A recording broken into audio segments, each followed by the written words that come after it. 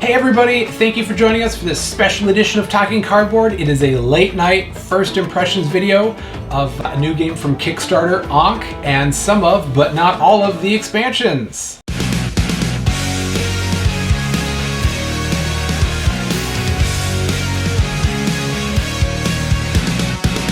Thanks for joining us. As usual, I'm Jerch. To my right we have John, and to my left we have Corey, and all around us are the Kickstarter that we invested in about a year and a half ago for Ankh, the Gods of Egypt, and all of the Kickstarter exclusive backing, everything that went into that, and it finally arrived. So we busted it all open and we played the base game with not even everything. So we're going to give you just kind of some of our first impressions. Corey, what do you think, your initial impressions of this game? I thought it was harder to fit everything back in the boxes than it was to play the game. So the game on its surface seemed fairly intuitive and simple to play, but there was a lot of different things going on with strategies. I would say the thing I like the most about the game, just initial impressions on it, is the way the actions work, on how you have to take the actions from the top down in a specific order each turn, and then also how they trigger the different events. So you're kind of looking at the event board as you're playing along with the actions that you're doing, and sometimes it might be an optimal action to take let's say moving your troops, but you might not want to do that because you might not want to trigger the event quite yet for that movement part of the board.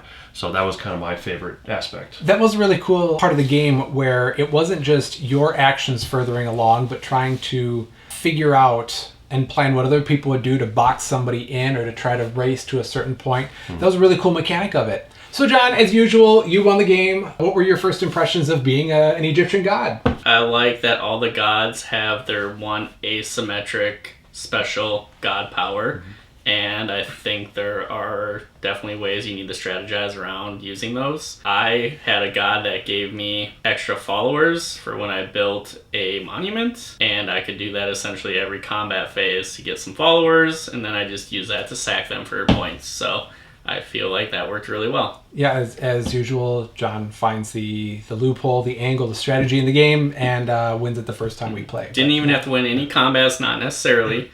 I just need to lose them and then sack people. So yeah, but that's a good point too. That's another pro of the game, I would think, is that like each faction or each power is asymmetric, but also the main tech tree on each board is the same from player to player too. So you can optimize your strategy based on your god power, but you also kind of know everybody else's tech trees and what they're able to do for the main part of the game. So for me, coming from more of like a Euro gamer side of things, it was fun. It was more fun for me having known what other people can do to try to come back at them and kind of know what they're able to do each turn. Right. And also that god power just added just enough flavor and just enough variability to where everybody felt a little bit different. Yeah, and you've touched on this a couple of times, a lot of player interaction or trying to figure out what other people are going to do. It's not too complex where it's difficult to figure out what other people could be doing. But then there's a lot of either direct interaction or kind of forced interaction to be progressing yourself through the game, where we're always kind of going at it. And whether it was like trying to win combats or lose combats or areas to set up different monuments, there's a lot of player-to-player interaction which seemed to flow really well. And I guess, Corey, you can kind of speak to towards the end of the game when you and Kaylor decided to team up. We didn't decide to. Well, we were forced to. You were forced to. He was happy to. Yes. To team up into a super god. Yeah. What are your initial impressions on that mechanic? That would be probably the weakest part of the game for me. I felt like we were more of a nuisance to the other players by that point. And kind of what we're talking about is that the player who's in last place and second to last place team up as becoming one god together. Player who's in second to last place moves their point token down to the last place token. So you're basically losing. Which hurt a little bit. But you're also able to then team up as one god, which did feel really powerful because we were able to double up on actions. We didn't necessarily have to work our actions from the top down, and that kind of a combo and duplicating actions and not having to abide by that strict rule, it did feel like we became really powerful all at once. But unfortunately, I felt like it could have been a little bit more powerful if, let's say, Kaler and I had been a little bit closer in point total toward the end.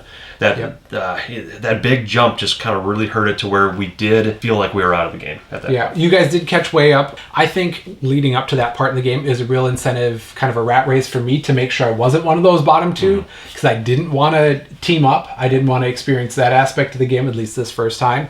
So you were too far ahead. So I did a couple of short-sighted plays to try to get ahead to be in second place, and it worked, and then we ended up taking it down to the final turn where you kind of had things figured out, but I, lost by 2 or 3 points, and then you guys weren't that far behind at the end. Mm-hmm. So what did you guys think of that mechanism being on the other side of it? Like I said, I thought it was a great incentive for me not to be one of the bottom two. But did it bother you that you had people at the bottom that were kind of messing with the game even though we were out of the game? I thought it was okay. I think, and we might need to reread the rules just to be sure that you didn't drop down to the lower persons, but I think that was what hamstrung you, was dropping so far down to Kaler, because if he would have come up to you, then you would have been pretty close. Right. And then it wouldn't have been quite so defeated. So I didn't feel like you guys were overpowered. I felt like you had the slingshot to try to catch back up. And John, what are your thoughts on the dual god? I thought that meant I wasn't losing, and I like that. And then I just won anyway, because there wasn't much they could do to stop me, unfortunately. Yes, because you did box yourself in. And do you think that mechanism would have been more detrimental or more annoying had we have not been so far behind? Because the reason why I bring this up is it's a good point to bring up. From a lot of the first initial impressions I've seen other reviewers do online so far, they have brought up that is just a huge negative for them in the game, where each and every time that they have played, whether or not you're in last place or second to last place, they've felt like the merging of the gods was just kind of not even a consolation prize. It was just kind of a, hey, you're eliminated from the game, go ahead and just be a nuisance for everybody else. And those two players just didn't have as much fun the rest of the game. Okay, well, we'll have to figure it out with more playthroughs. I will say, I think you guys would have done worse as separate gods still. You think so? I think you actually did better with the option of being able to take actions repeatedly back to back. I mean, it was just fortuitous that you were sitting next to each other. I mean, that's not necessarily how it has to play out. But you got to take actions back to back. You got to take the actions in any order, which I think is actually really good, because there were times when I just wanted to move my guys and trigger like the event. Yep. And I'd have to do that with one action. I won't even get 2 actions. I think without that, you probably actually would have both potentially been eliminated. Maybe. Well, Kaler probably would have been eliminated. I was only a couple points behind you guys, and I got jumped back like 6 or 7 I think points. theoretically the last 2 places would probably want to be more even with where they're at, knowing they're going to merge together. Yeah, but I mean, we've only scratched the surface with this game because there are 12 gods total, and we played with before expansions. With the expansions. Yep. And then there's some other things we didn't even touch on, like the Pantheon, the Pharaoh, the extra guardians. Didn't get to the extra guardians. Yeah, so we've only scratched the surface on this game, and it looks really nice. I'm very glad that we invested in the full pledge for the Kickstarter, so we got the 3-dimensional pieces instead of what the punch-out tokens would have been. Those punch-out tokens are going to be totally fine for the gameplay, but the fact that we have the 3-dimensional, it's a higher quality, and I think that does improve the game experience, having those at our disposal. I am a little apprehensive that, if we're going to want to pull this game out, we're going to need at least 4 of these boxes, because we've got all the miniatures, we've got all the expansions and stuff, and even if you just want to be playing the regular game, we're still going to need at least these 4 boxes.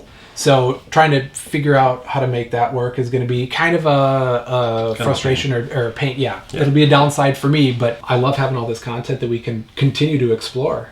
Yeah. And then do some playthroughs and start to explore that side of things a little bit more. And for me, so far, this game has felt a lot different than I thought it would be. Yeah. It's got some similarities to other games. Obviously it's going to be compared a little bit to Kemet because of the theme and, the area control and that sort of thing. The big minis, Blood Rage, and some of the other sister games to this too. But surprisingly enough, even from within the first 10 minutes of playing the game, it felt completely different than anything else I've ever played. Good or bad, we'll see how it plays out. For me, it was more of a good thing to see how new and unique this was. Yeah, and we'll probably have to do a comparison video to Blood Rage. Yeah. and a Kemet, a couple of different ones to see how those Venn diagrams overlap. John, anything life-changing you want to add to our first impressions? Yeah, I actually really like the way the conflict is set up in this game. There's a lot of things you need to do in this game, but you cannot do them unless you get into battles, like building monuments, Yes. getting bonus followers, getting bonus devotion points. There's so many points and actions tied to being in conflict that it forces you into it, but in a good way, because win or lose, you can make something out of your battles. Yes. And I think that's really nice, because I know some of the games like Kemet, I don't need to get into combat in that game necessarily. Yep. Right. I can just go in there, scare someone out, and be done. And Blood Rage, you need to win to win the combat unless you're trying to flood Valhalla. So, where it's almost you have to win, or there's one strategy where you're trying to flood it with losing. But yeah, this one there's benefits if you're winning, there's benefits if you're losing. It's really multifaceted. We didn't even talk about the area zones. Oh my gosh, that was cool too with the combat.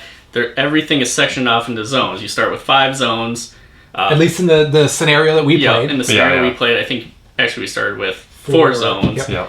But there's 2 events that trigger these camel caravans that you can place out that actually separate the zones further. And the coolest thing is the camel little tokens. They weren't all the exact same. Oh, yeah. Like they all were carrying different stuff on their backs, and I just realized that because I was sitting there staring at the camel convoy.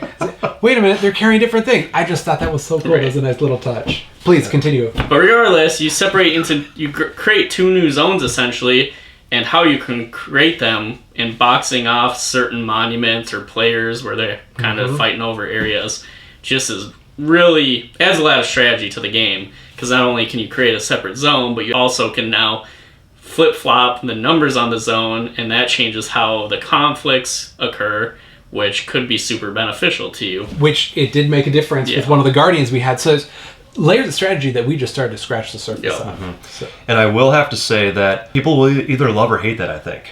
Yeah. The different, manipulating the different territories, and then also trying to predict when the conflicts are going to take place, too. Because you don't necessarily know exactly what will happen. And if you, let's say, take a different action on your turn to do something to ramp up your army or try to get into a different position, and then you're hoping that the conflict gets triggered a little bit later on down the line, but it gets triggered too soon, then you're not in position to really quite benefit from that. And for me, I could see that as being a negative for some people. Yes. Where really that's the only time you can really gain points, either win or lose, is in the conflict. Yeah. Is there any other time you can really gain the points? Not really. Because everything is predicated on being involved in the combat. Right. So as you can tell, as you may be able to tell, there's a whole lot more we're going to delve into with this game. We're super excited, and we have all this material content in front of us to work with. As you probably can tell, it's also really late and we're kind of wiped a little bit. So we're going to have to end this first impressions here, but we're very excited to explore Ankh a lot more, and we'll hope you join us for all those videos.